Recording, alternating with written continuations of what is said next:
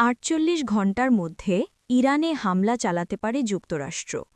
যুক্তরাষ্ট্র আগামী ৪৮ ঘণ্টার মধ্যে ইরানে হামলা চালাতে পারে এমন আশঙ্কা প্রকাশ করেছেন সার্বিয়ার প্রেসিডেন্ট আলেকসান্ডার ভুচিচ। শনিবার ৩১ জানুয়ারি সার্বিয়ার বেসরকারি টেলিভিশন চ্যানেল পিঙ্ক টিভিতে দেওয়া এক বক্তব্যে তিনি এ মন্তব্য করেন। ভুচিচ বলেন, অনেক সময় এমন কিছু ঘটনা সামনে আসে যেগুলো শুনতে আজগুবি বা অবিশ্বাস্য মনে হয়, কিন্তু ইতিহাস বলে এমন পরিস্থিতির পরই কোথাও না কোথাও বোমা পড়ে।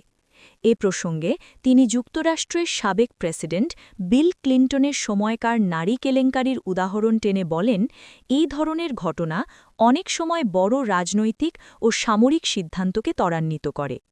সার্বিয়ান প্রেসিডেন্ট আরও বলেন, আমার ধারণা আগামী ৪৮ ঘণ্টার মধ্যে ইরানে হামলা হতে পারে। একই সঙ্গে আরও কিছু বড় ঘটনা ঘটার আশঙ্কাও রয়েছে।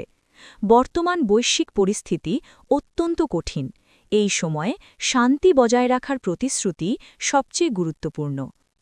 ভুচিচের এই মন্তব্য এসেছে এমন এক সময়ে যখন যুক্তরাষ্ট্র ও ইরানের মধ্যে উত্তেজনা দ্রুত বাড়ছে।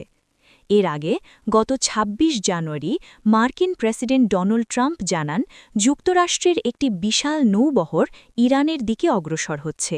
একই সঙ্গে তিনি তেহরানকে আলোচনার টেবিলে বসার আহ্বান জানান এবং সতর্ক করে বলেন, সময় দ্রুত ফুরিয়ে আসছে।